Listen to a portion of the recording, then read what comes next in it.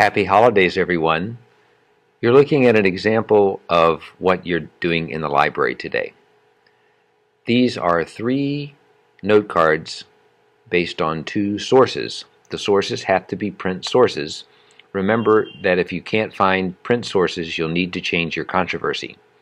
Talk to the librarian if you can't find good print sources for your controversy, and she will help you. Ms. Ashby Bowers will help you, or Mr. York if he's going to be working on it. First, I type the # number 1, indicating that I'm starting my first source. Now, you may recall from the second page of the assignment that you are supposed to, in your note cards, first quote a lot, and then summarize, and then put enough information down so that you can make an MLA citation later. Well, that's easy enough to do when you're online. I just copy and paste from it to make a quote. Summarizing does take some effort. And then I copy and paste again the MLA citation. It's a little bit different with print sources. Instead of copying and pasting, I just photograph with my phone the things that I may want to later quote. So in this case, for my first note card, I photographed 2 pages of my book. They are consecutive pages because it's 1 note card. And then below the information that I liked, I made my summary. My summary has a couple of things going on. One, I do summarize the important material in there relative to my controversy. Not everything in the part that I photographed is going to be that relevant, so I just do the relevant part. And then I also summarize my plan to use the source. I may or may not actually use that source that way, but that's my current thinking. Also, if it seems important, I'll talk about maybe some challenging aspects to the reliability of the source. Maybe it's a little on the old side, or anything else. And so I will want to talk a little bit, perhaps, about the source if it's not, if it's something that I think might be a problem. All those things go into my summary. Then, when I go to put up my URL, excuse me, not my URL, but my works cited citation, there isn't one because this is not an online database. This is a book. So I just photograph the title page, and if I need to, I'll photograph the page right on the other side of it, which is the copyright page. Here I have everything I need for an MLA citation in the title page.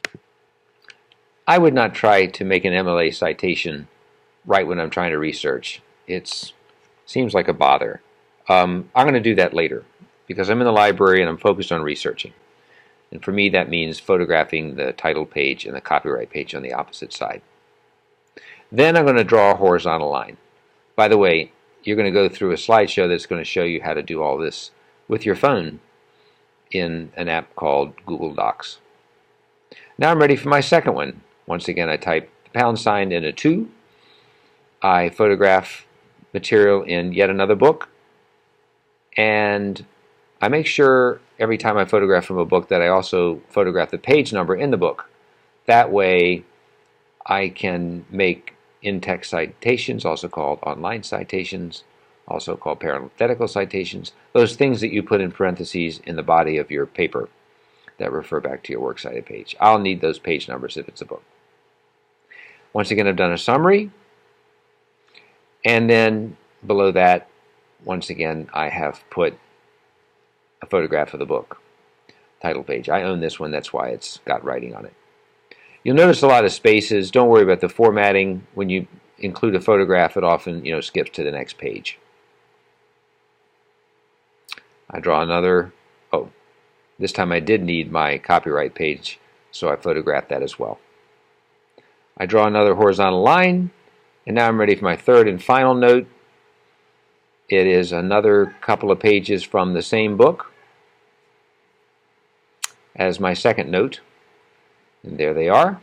I've done another summary. This is my third summary that I need to do today.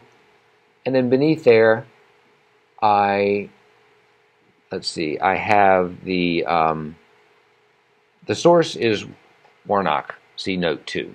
The reason why I don't put another photograph of the title page or copyright page is that I've already got that in note 2. This just happens to be the second note in the for that second source.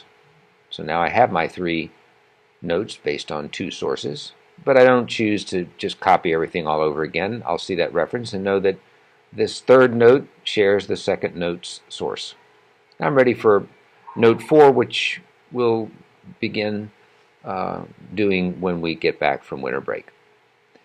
And now you'll see a slideshow about how you do this with your phone. Thanks.